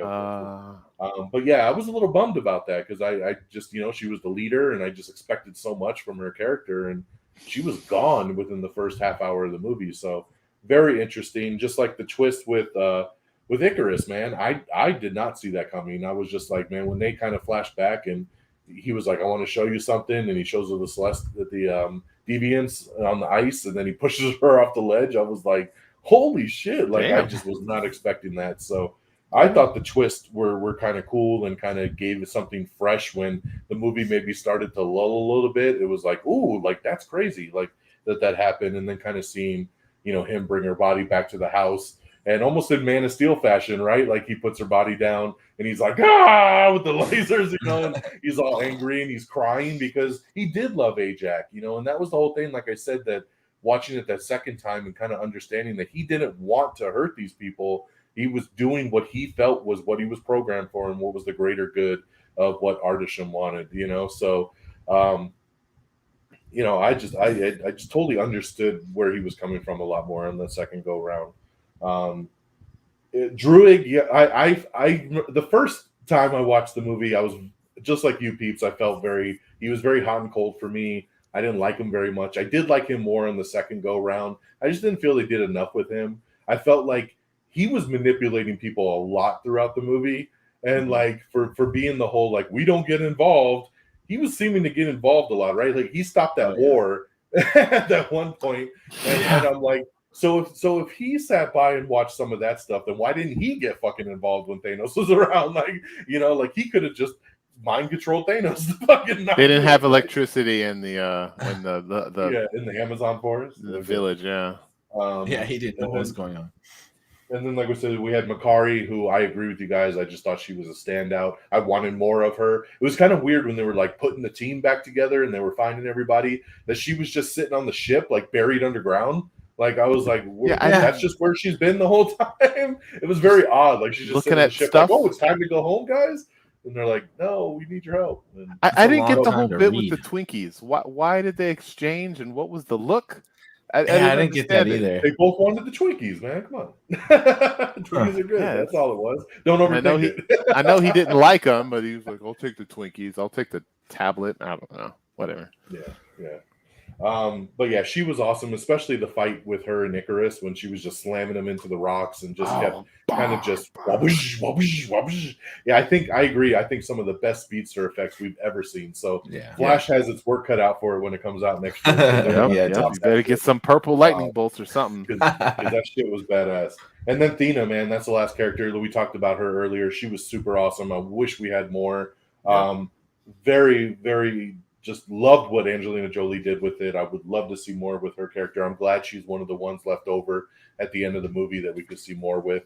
Because, you know, we had that separation at the end of the film. We had Cersei, Kingo, and Phastos left on Earth. They're the three that get taken by Arsham, right? And then he's like, you fucked up. Like, you saved this world. Now I'm going to take you, and my decision will be, you know, we'll see what happens. And then you have the other three, Druig, Thena, and Makari on the spaceship, and then they're going out to basically find the other Eternals, quote unquote, to let them know what the grand scheme and plan is out there, right? But that was another. I actually meant to say this under the what I didn't like, or maybe not even what I didn't like, but maybe a big question mark for me. Why the fuck did Arsham not grab the other three on the spaceship? Like, just because they're on a spaceship, he couldn't stop them? Like, because they all helped. So he grabs the three off Earth and is like, fuck y'all, we're going, and like takes off. But then the other three are just floating on a spaceship like, hey, man, we never heard from nobody in a while. They could just keep on floating through space. Yeah, like he's that all was powerful. There's no reason he's why. All powerful celestial. Why couldn't he just pop up and grab the ship in his hands and be like, y'all? You know, it's not that far. He just has to reach like over here. Then he Yeah, I don't know if it made sense though. You guys you even thought about it, but like that was kind of bugging me. Like, why didn't he grab the other three on the spaceship? Like, I mean, because we wouldn't have had that end credit scene. Yeah, maybe they were just out of range, you know. And they need to see, and they're going to need to go rescue the other three when the next movie comes out. Right, so, right. Yeah, and then we still got Sprite on Earth. DX, do you think Sprite still has her powers? No, I don't. No, she's done. She's out.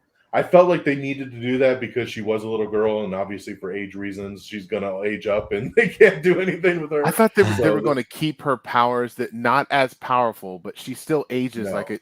Because that's all they said. They said, no, she said, I'm going to make you a human. She straight up said, I'm going to make you a human. I have some celestial power still left in me. I will make you a human. You will grow old. You will die, but you'll be able to live a full life, have the family you wanted, have kids, you know, do everything. And she was like, yes, I want that. So she changed her. So she's out the mix now. So, I mean, maybe her character would be around for a sequel, but she ain't doing shit. So... Other than probably getting in the way, that's about as much as she'll go to Wakanda and get a cool outfit that does her same powers or something. Oh, there you go. Yeah. Yeah. So yeah, I mean that's a lot of the stuff that I loved. I mean, obviously the humor, like I said, Kingo, I just thought was hilarious. I loved him trying to make a documentary. I love that he was doing the Bollywood thing and he was this big movie star. I love the scene on the airplane when they're like, how do you get away with doing this acting for so long? And he's like, that's my great great grandfather. That's my grandfather. That's my father. Then that's me, right? So it's just been in the family this whole time. Sure, so I sure. love that, dude. Yeah. I love it. So no, I mean all of it was great. Some good moments, good action, and yeah, those are the big highlights there that I really dug was the dynamic between the team and just kind of I like kind of big long spanning kind of things like how they just had their moments. I appreciated like at first when every time it would jump back in time, I was like, oh God, but then it was always good action scenes when they would jump back in time. So I was like, you got to see them be a team, which was a really really cool on that aspect, but then it was nice to kind of jump back and forth a couple of times and see kind of what they did over the years. So that was really, really cool. So we'll jump right into one of our favorite moments, of course, which is, with every Marvel movie, the post-credit scene. So this is kind of, as the Marvel movies always wrap, we usually have two. We have a mid-credits and we have a post-credits at the end. So we will talk about both of them. So starting off with our mid-credit scene, we go to the spaceship. We see Makari and Thena and Druig on the ship. They're talking about how they haven't heard from anybody in a while. Should we turn around? Should we go back and see what's going on? And then like we meet is it Pip, right? He's the little troll voiced by Patton Oswalt, who just is such a big Marvel fan. Just heard it immediately. So happy for him. Yeah, I'm so happy for him that Marvel goes to him for shit because he did Agents of S.H.I.E.L.D. He, of course, is the voice of MODOK on Hulu. So I love that like he gets to play in the sandbox so much. Yes. So they bring him out. He's Pip, and he introduces the Prince of Titan, Thanos' brother, Star Fox. And I was like, holy shit, like I could not believe that they went there with this, that they're bringing in this character, and of course played by Harry Styles, for all of you out there, pop star, megastar, who is also becoming quite the actor in the last couple of years as well too. So, so basically Thanos' brother is here, and he knows he's got a little kind of communication globe like Cersei had, and he was like, "I know where they took your friends, and we can go find them." And that's kind of the summary of the first kind of half. So I'm guessing once again we're setting up the sequel to Eternals, and we're going to have him be kind of a part of the team and help. But does he have alternate motives? I mean, what else? I feel like it's not as straight and simple as that. Why would he just want to help them out of the kindness of his heart? I feel like there's more to it. So it'll be interesting to see how they play that, because I think we kind of touched on this earlier, because he is an Eternal himself in the comics. But if he's the brother of Thanos, who is also not a robot, because now that they've made the Eternals robots, how are we going to change this up? So that's the interesting part, is that, obviously Thanos isn't a robot, so then his brother probably isn't a robot, but he's an Eternal too. So I need to see how they play it out, unless, like, again, like the Arsham was lying to them, manipulating them, and they weren't robots, and there is a big twist kind of coming down the road that he was just telling them that to have them kind of go along with the plan, and that's like obviously you're pre-programmed to do this one thing. So, exactly. And it's the other thing is that the Marvel has already changed a few things to be drastically different from the comic books. And the first thing that comes to mind is Star-Lord's dad is not actually Ego in the comic books. So that's another thing that they could maybe just be say maybe his brother is going to be some, if they call him one of the sons of Titan, maybe it won't be Thanos. I mean, I don't know. So we'll have to see how it shakes out. But I mean, they straight up said brother of Titan or brother of Thanos. So did it? I thought he just said Titan. No. I don't remember they said that. Prince of Titan, brother of Thanos. That is the way he was introduced. I heard Prince of Titan. I didn't catch the brother part. Prince of Titan, brother of Thanos. So because even after they said that, I think Makari signs brother of Thanos ? Like, and then they're like, what? Like, so they even like reiterate that part on there. I totally missed it. I think Peeps was talking for those to me. of you, I probably I think I did. He's like, oh shit, that's Star Fox. No, yeah, I did. Yeah. Yeah. That's the What's troll. kind of crazy to me too, with going and connecting all these dots, is that Thanos is like half deviant, isn't he? So like, Is deviant. Yeah. so if the Eternals were told not to interfere unless deviants were involved, why could they have once again have not helped against Thanos? Exactly. Just saying, because that's why he's fucking purple, because he's a fucking deviant. The rest of his family is not purple. Like, I had to explain that to my wife because she's like, "How the fuck is Harry Styles the brother of fucking Thanos?" Right? Yes. And it's like, well, because Thanos is kind of an off breed, right?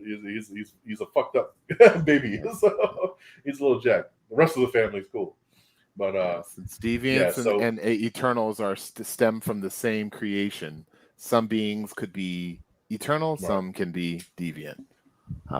Yeah. So no. So very interesting. So definitely a very cool kind of mid-credit scene, kind of to take us once again to the future of Eternals, to bring in another character, and a big casting there, whether Harry Styles or not. That is a very big, especially for a lot of the young girls out there who are losing their mind that Harry Styles is in the MCU. So a good guy to get that his power is euphoria and love. So, right. So I think the casting is spot on. So good job on them. So Peeps, what'd you think of our first post-credit scene? I thought it was cool just immediately seeing Pip the Troll.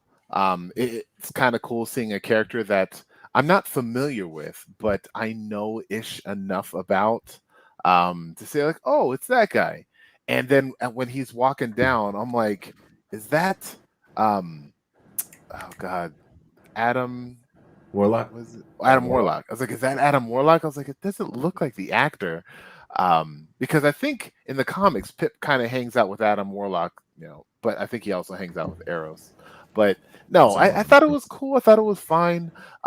Like you said, DX, it creates a whole bunch of questions that frustrate and annoy me. Like, what about as Guardians? Like, they're basically Eternals too, right? Like, are they also space robots? Are they like an offshoot of the space robots? I have more questions now. Thank you, movie, for ending. Dick. But no, I thought it was cool. It's fine.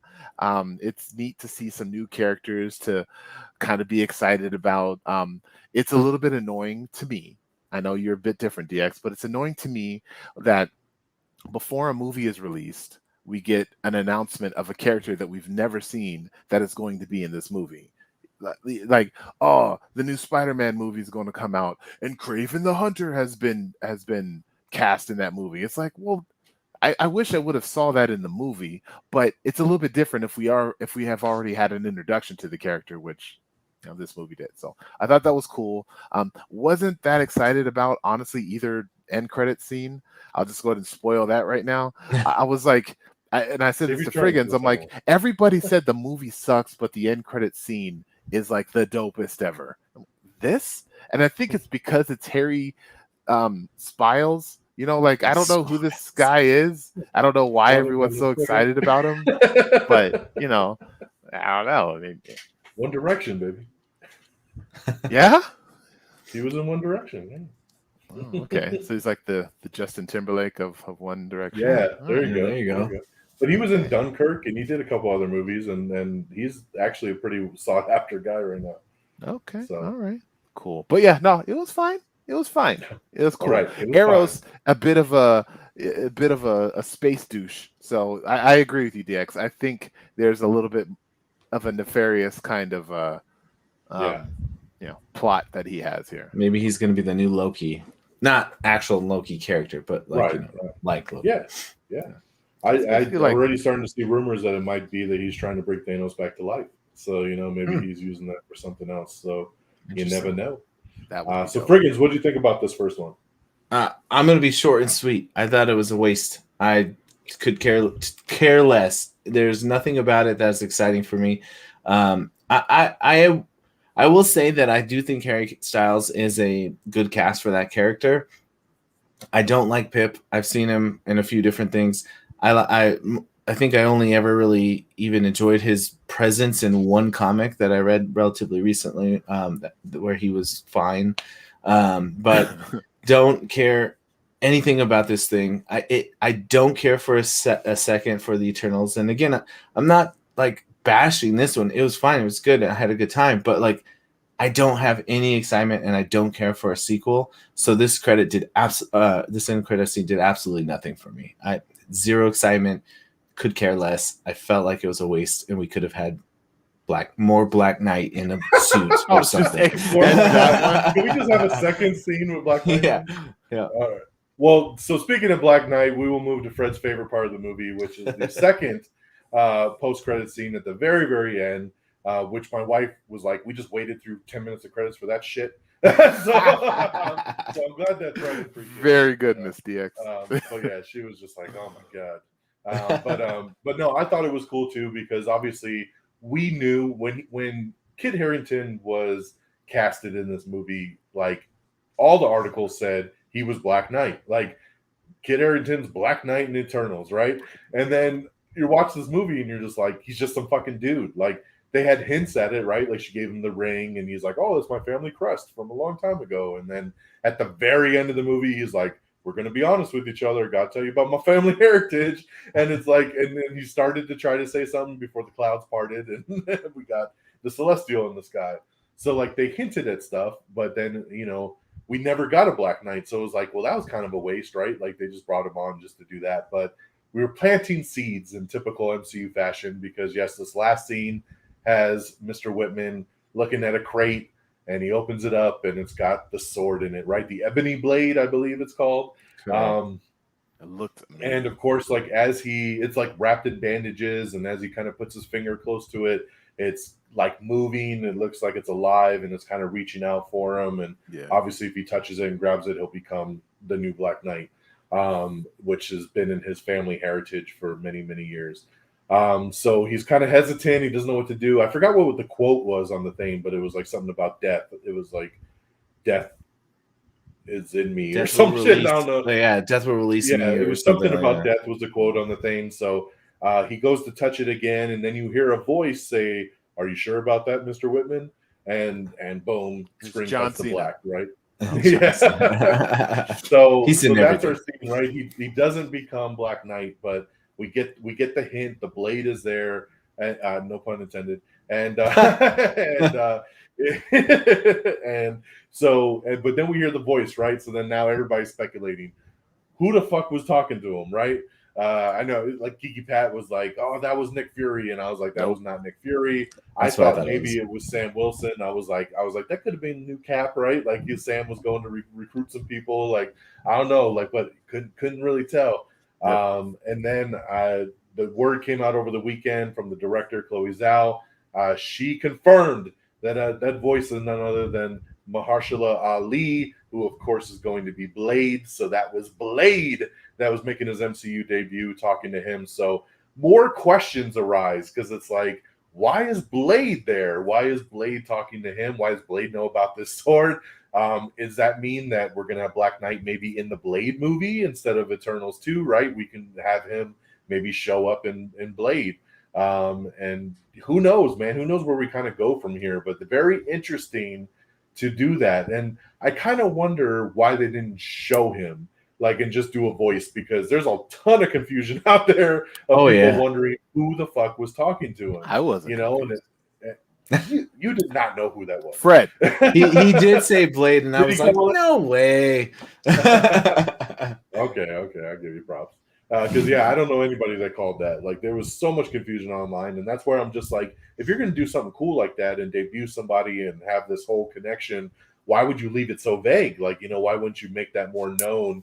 And, you know, how cool would it have been if that camera panned over and he was standing in the doorway with the trench coat and the shades, sunglasses on? Oh my God, that would have been a hell of an ending, man. I feel like this was like, oh, sorry, Don, didn't mean to interrupt. No, I was just saying, instead we just get a voiceover and then a lot of confusion in the theater going, what was that? What just happened?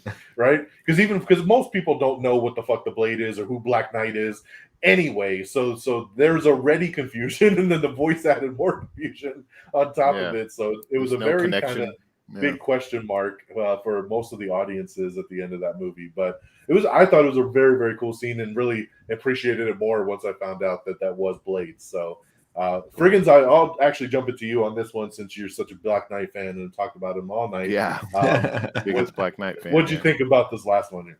I mean, this is what I came for. This was amazing. I was so glad to. So when he goes to the box, his crest is on the middle of the box. It's this like red circle with like this bird thing in it, and I was just like, "Oh, that's the sword!" And I was just like the whole time. I turned into Peeps because I was like, "Pull the sword! Pull the sword!" I wanted him to pull the sword. It was funny because after Harry Styles, Peeps and I were talking while the credits were rolling, and I'm like, "Oh, I wanted Jon Snow to pull out the sword. That sucks."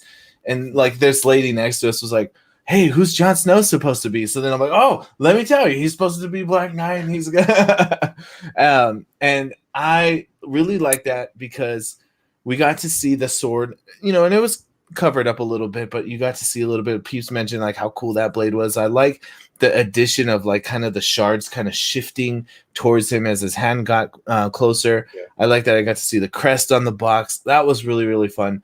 My disappointment was that I didn't get to see the suit. I wanted to see him in the suit. The blade thing, I didn't even really care about. Like, it's cool, but like, I felt like it was an afterthought. Like, I feel like they showed the studio the scene, and they're like, "We need to add something else. What else can we add?" Get Marshala to just do a voiceover real quick. They told the actors like, turn around as if someone's speaking to you. Well, who's speaking to me? It doesn't matter. We'll figure it out later. We'll figure it out.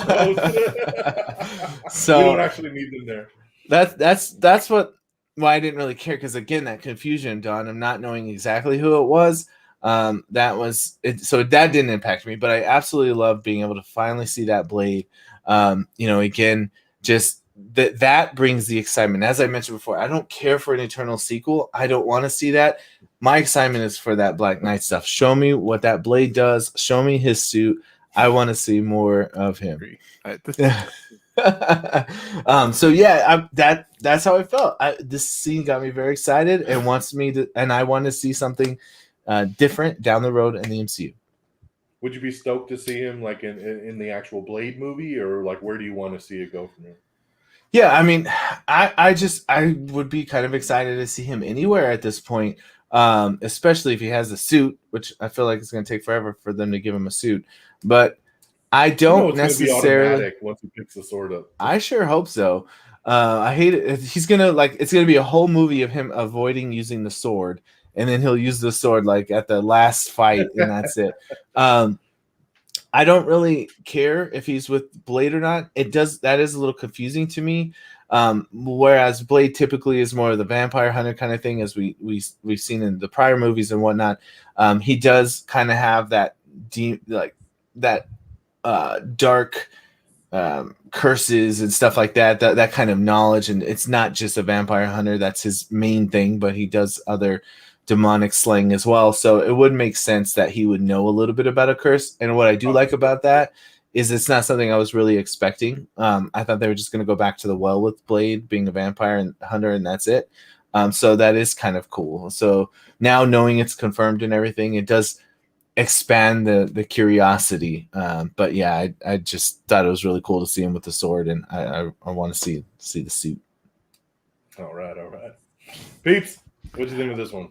I wasn't that excited. Unlike you guys, I had no idea what a Black Knight was until Frigginz mentioned that to the lady next to us, saying, "Oh, Black Knight." And I'm like, "Well, what does he do?"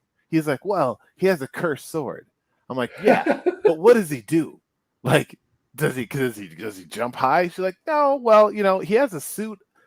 I was like, "Oh, so the suit, like, it gives him like special." Nope. It's just like a regular knight, a Black Knight suit. I'm like, okay, so he can stop like other swords and maybe some flails. Like that's the I don't know. He didn't sound exciting, and I've looked at him after the fact, and I'm just not. The sword looked amazing. I like the wrapper. It looked like a cursed sword, and that's about it. And the voice of Mahershala Ali. Again, I called it. I did call it.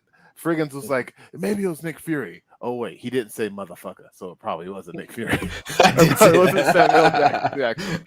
So, but no, I think it's cool. And what I'll say, the only thing that excites me about this is what potential they could be doing with it.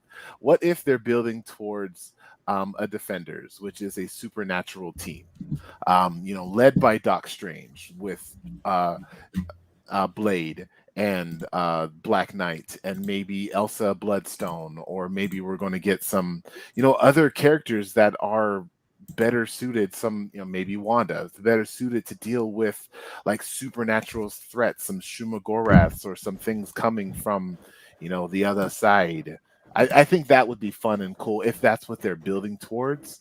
Or if not, maybe just some street level hero stuff, but I don't know. I can't see Black Knight running on the street on his horse, like stopping a guy from stealing someone's purse. But then again, maybe that might work. I don't know.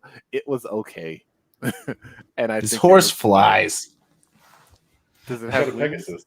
Yeah. Yeah. Is it a black horse? I think it's white. It's white. Yeah. All right, this is confusing then. I don't know. He looks like an Oreo. I don't know. But Peeps not a fan of either of the post-credit scenes. All right. Okay. It was okay. Okay. It was no Shang-Chi end credits, which got me super stoked for some reason. So very, very cool. So of course we're recording this live on Sunday night, November 7th. So the box office came out today, and it made $71 million Nice. At the box office, which is the fourth best opening of the pandemic era, obviously behind Venom 2, which still leads, then Black Widow, then Shang-Chi. So it comes in fourth place for the pandemic era and for the year, and it's the second best global opening of the pandemic era. It made a lot of money overseas, so it is killing it in the on the overall market. So but fourth biggest here in the United States was 71 million. It was tracking to do close to 80 at the beginning of the weekend, but I think because of the Rotten Tomatoes and some of the critic reviews and some of the word of mouth from some people, you saw it was very front loaded on that Thursday, Friday, and then kind of dipped a little bit over the weekend. So it didn't maintain as high as they had thought at one point when they were thinking it maybe was going to hit that 80 million mark. So, all right, well, we will go down to our final thoughts and scores. So yeah, Peeps, I'll start off with you. Where are you at with your final thoughts and scores on Marvel Studios Eternals? Man, this one's very difficult for me because, as I said, it is a very competent movie. Lots of good things that I can say about this in terms of just an overall film production, like Frigginz had said earlier. But just the connections with the MCU and some of the character, I will say, flaws. Just kind of messed up that part for me. But overall, I will say that I definitely recommend this movie to everybody out there, whether if you're an MCU fan or if you're a movie fan. If you want to go, enjoy a movie with your loved one, by yourself, with the family, if they're little, I don't know, there's a scene in there, maybe, But as long as you don't mind having that conversation on the ride home, I definitely suggest going out and checking this out. It's a pretty good movie. Laughs, tears, excitement. So it's got all the bits and pieces. But because of those issues that I have, I will be giving this 3.5 Gilgamesh punches. I enjoyed it, but it just did not meet the level of other films. It's right there with, when we give our overall ranking, you'll see what it's next to. So I will leave that alone. Frigginz. For me, final thoughts is, it is definitely worth seeing. I am not upset that I saw it. I didn't walk out of the theater thinking it was a disappointment by any means. But I think where this will come through a lot greater is if you have a little bit of Marvel burnout and you're kind of sick of seeing some of the same characters over and over. This is a good change of pace because it doesn't have that connection. So I talked to a few people that's what they told me. They're like, I was actually glad to see new characters because I've seen enough Captain America and Thor and whatever. So that surprises me. I want to see more of them, but I do think it's a good change of pace. It does show you something new, maybe something you weren't expecting. but specifically if you like sci-fi, I think this is kind of more for you as well. Personally, it's one that I am glad that I have in my memory banks of knowing that this is a thing that happened. I don't need any more of this apart from a couple characters. So, I'm good. It was a fun ride. I did not hate it. I think it's getting way too much hate on the internet, but I never have to see it again, and I will be totally fine. Overall, I give this film 3 Black Knights out of 5. Woo, okay, so we have a 3.5. We have a 3. Okay. All right. So so my final thought, I kind of agree with a lot of what you guys said. I mean, this is, if you're looking for a different type of Marvel film, that's this. Like, this is a different beast. This feels more like a DC film. Like, I mean, it really does. Yeah. It basically is a Justice League movie in its own right. We had Superman, we had Wonder Woman, we had the Flash. We had these, Green Lantern. We had a lot of characters in here that had similar kind of agendas and powers. And but it was fun. It was a breath of fresh air. It was something different. It's directed by an Academy Award winning director. Yeah. It looks beautiful. I mean, the scale of this movie is very big. It is beautiful to look at. It's got some great characters, but it's dense. It's long. It does have downtime. So for some people, it will fall on the boring side. It will fall on that there's not enough action, not enough humor throughout. Marvel, I think Marvel has such a big DNA of action and comedy in most of their films. And there is comedy in this, but it is very spread out. It's not as much as a normal MCU film. So this is a different beast, but I think some people will enjoy that, and I think others won't. And I think that's why it's very divisive. Yeah. Overall, I think at the end of the day, out of the 5 stars that we typically do, like, I would give it 4 out of 5 laser beams. I really liked it. I thought it was awesome. I loved it even more the second time. Like I said, it's a movie that I kind of keep revisiting in my head and kind of playing out things, and I think I appreciate it more and more the more I think about it. And but yeah, overall, I would land 4 out of 5 for me. So we have 4, 3.5, and 3 on the grand scale. So to wrap us up, as we always do here with the Marvel films, we then go to the grand MCU updated countdown, which of course is ever growing as we restrict it just to the movies. We don't count the Disney Plus shows right now in this countdown.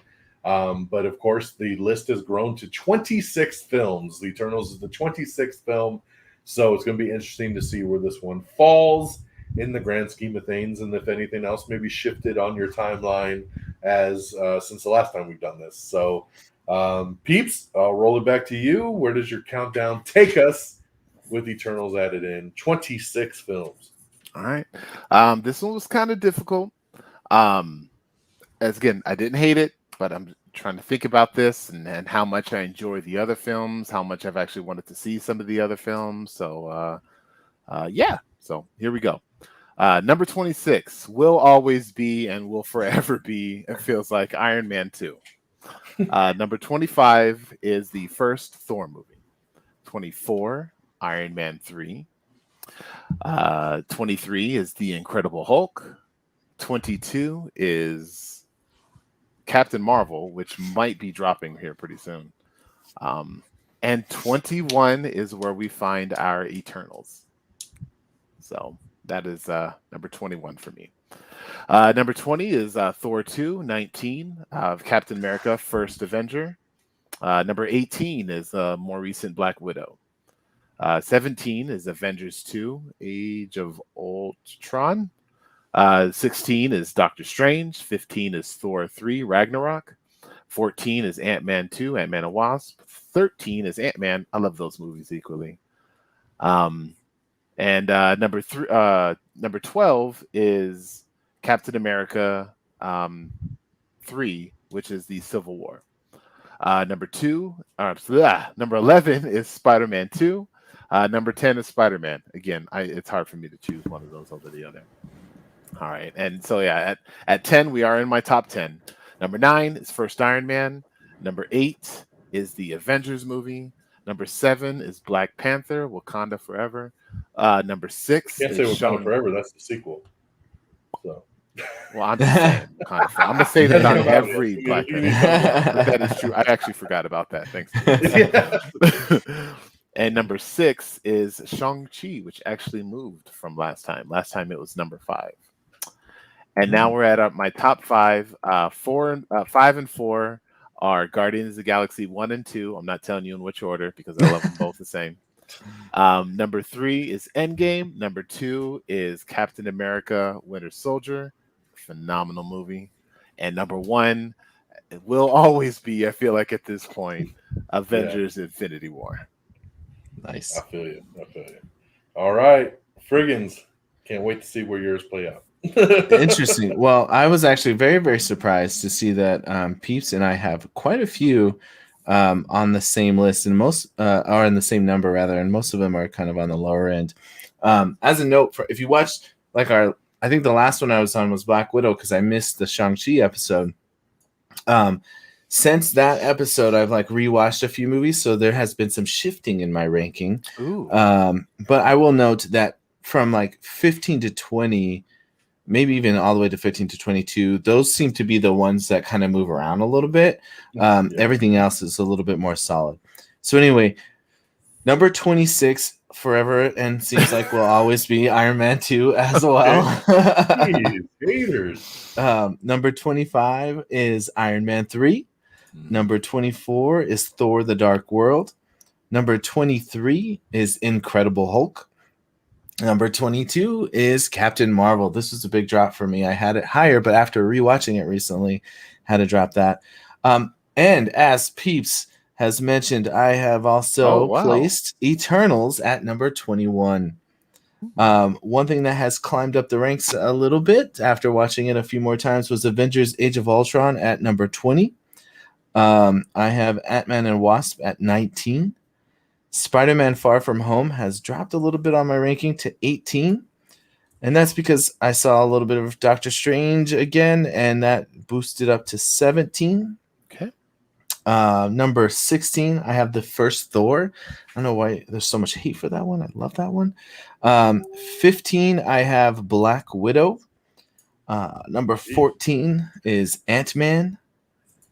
Number 13 is Black Panther. Number 12, I have Guardians of the Galaxy Volume 2. Ooh, that's dropped. Oh, wow. It has. There's been some good stuff. And after rewatching a few things, it went a little bit lower than expected. Thor Ragnarok hits my number 11. Now we're breaking into my top 10. So my top 10, Don, you're going to love this. My number 10 favorite is Captain America: The First Avenger.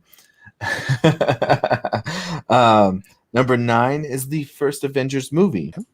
Number 8 is Civil War. And Shang-Chi, as I mentioned, I didn't get to talk about last time, currently at 7, but has been fluctuating between 5. My 5, 6, and 7 are really tight.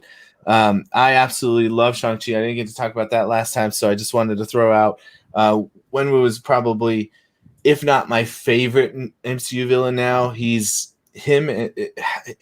battling for that number 1 spot, and I'm telling you right now, he's probably at that 1 spot. I absolutely love that movie, and I saw it twice in the theater this year. And in this type of pandemic era, that's a big one for me. So it's probably him and Whiplash, right? Like, yeah, of course, yeah, Whiplash. Number 5, or I'm sorry, I'm at 6. Number 6 is presently Iron Man, the first one. Number 5, I have Spider-Man. What's the first? Homecoming. Sorry. And then number 4, Avengers: Infinity War. Number 3, Endgame. And then number 2, Captain America: The Winter Soldier. Of course, as you mentioned, Peeps, a phenomenal film. And number 1 is Guardians of the Galaxy, the first one. I have so much love for that movie. I had such a good time with it when it came out and up to now. And I have so many great memories, with that one, and inspired some crazy cosplay for me back in the day. And it's still just rings true to my heart. It's too much fun. It's just too much fun. Gotta play the video game, man. It's a lot of fun. I know. I got to check that out. It's a ton of fun. Man, okay, hell of a list. All over the damn place. Some stuff I was like, okay, pretty close, and then other stuff like, woo, couldn't be further from the truth. Man, crazy. So that's what I love about doing these lists every single time.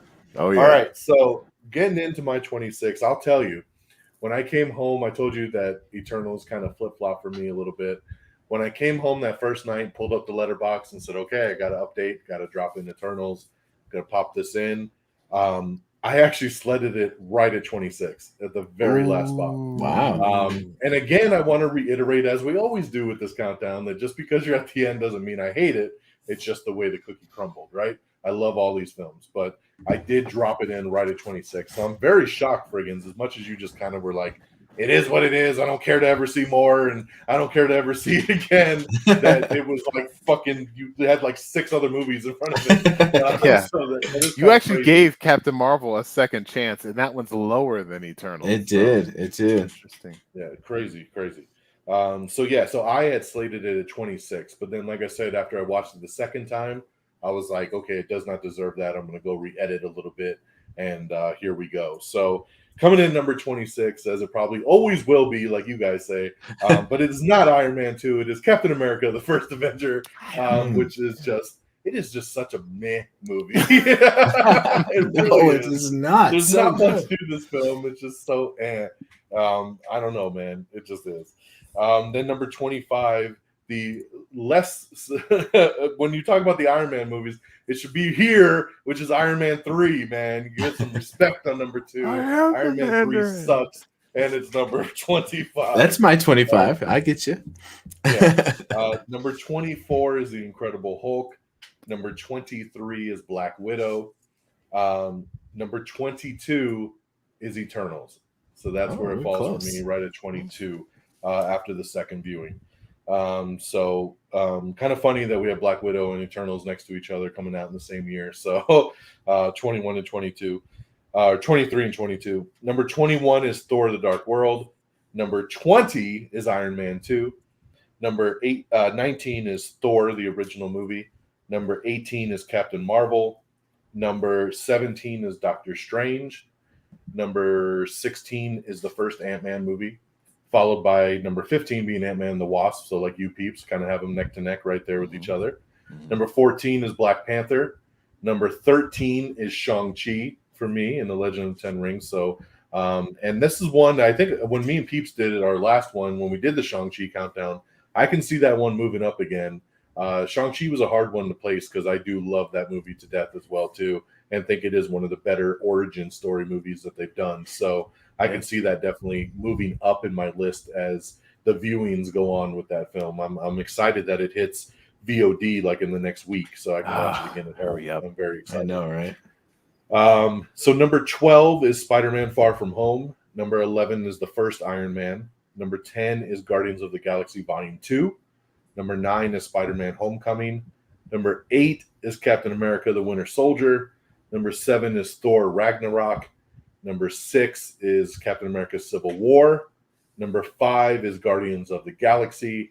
And then your top 4 is all the Avengers movies, because they will forever be the top films, because I love the team up and the special event films. So number 4 is Avengers: Age of Ultron. Number 3 is the original Avengers. Number 2 is Avengers: Endgame. And like Peeps, number 1 forever is going to be Infinity War, the greatest movie possibly of all time. So we love Infinity War. So there's my 26 and our updated MCU countdown. Good list. Any thoughts overall, guys? There's a lot of MCU movies. Holy crap. Every time we do this list, I'm like, are we going to just do 10 or are we doing the whole list? Like, it keeps growing. I know. And then imagine we added in TV shows. I've seen a lot of people doing that. I feel like there's something different. Like, I can't compare a TV show. It's a 2-hour movie to something that has 6 or 8 hours to flesh out. Exactly. Yeah, I agree. Yes, sir. Yes, sir.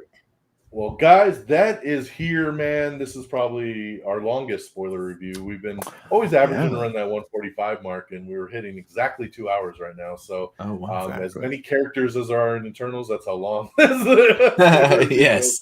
So this has been the Am I Still in the Air Eternal spoiler review. Once again, thank you so much for tuning in. Thank you so much for listening. Hey, it's time to shout it out. Let's see what's cracking out there in the webs. So, Peeps, tell everybody, where can they find you and where can they listen and anything else you'd like to plug? Well, if you want to hit me up on the internets, of course, Twitter, for my peoples, as you can see right there. I do a podcast featuring these guys every now and then. The People's Forum, spelled the same way. You could find me on Red Dragons Radio. The same place that you can find all of DONMEGA's content. So, trying to mix it up there a little bit. Every Monday, you're going to get some kind of Marvel stuff. We're mixing it up every now and then with some Star Wars. And I'm actually going to be talking about some Arcane here pretty soon. So I'm very excited about that. So nice. Yeah. All right. Interesting. I do like the new Imagine Dragons song that is from Arcane. So that's as much as I will dig into that one. Cool. Frigginz, what you got? Well, if you'd like to chat with me, I am on Twitter and Instagram at Frigginz. That's Frigginz. Frigginz with a Z, just like on the screen right there. But also got a few other things going on. First and foremost, I tend to be a regular visitor here at the Am I Still in the Air spoiler discussions and the People's Forum as well. So Red Dragons Radio is the place to go to find me on those shows, popping in here and there. Secondly, starting to do a little bit more with Twitch. We have a bi-weekly Dungeons and Dragons game that we do on Twitch. That would be at twitch.tv/Mead and Friends, Mead like the drink. And this coming Monday, which is actually tomorrow, November the 8th, if you're listening, I'm going to be doing a special one-shot Dungeons and Dragons charity event where we're going to be playing a live stream game of Dungeons and Dragons and trying to raise some money for Toys for Tots. That's with the Free Forge Discord group. So check out that on twitch.tv/the Free Forge. So if you like Dungeons & Dragons, place to go. Plus, it helps out a good cause. Very, very cool, man. Check it out. So thanks to these guys once again. Follow along. Like they said, everything can be found reddragonsradio.com. You go on there and you can listen to Am I on the Air? Am I Still on the Air? The Quick Bites, the People's Forum, everything that we put together all in one nice little hub there. You can make sure to follow me on Twitter at DXDonMega, all one word. And of course, the show is at Am I on the Air? Pretty much all your social media, just at Am I on the Air? And everything else you see ticking at the bottom there, we're available on all your favorite streaming platforms, TikTok, Instagram, YouTube. Just search Am I on the Air? And you can find everything right there. So thank you so much once again for tuning in here tonight for our Am I Still on the Air Eternal spoiler review. As always, it has been a blast. And we will catch you, I'm sure, in another month when Spider-Man No Way Home hits theaters. And we could talk about what some are quoting as Spider-Man Endgame. So we'll see how that one kind of takes us wrapping up the year in the Marvel Cinematic Universe. So thanks, everybody, for tuning in. And until next time, y'all. Peace.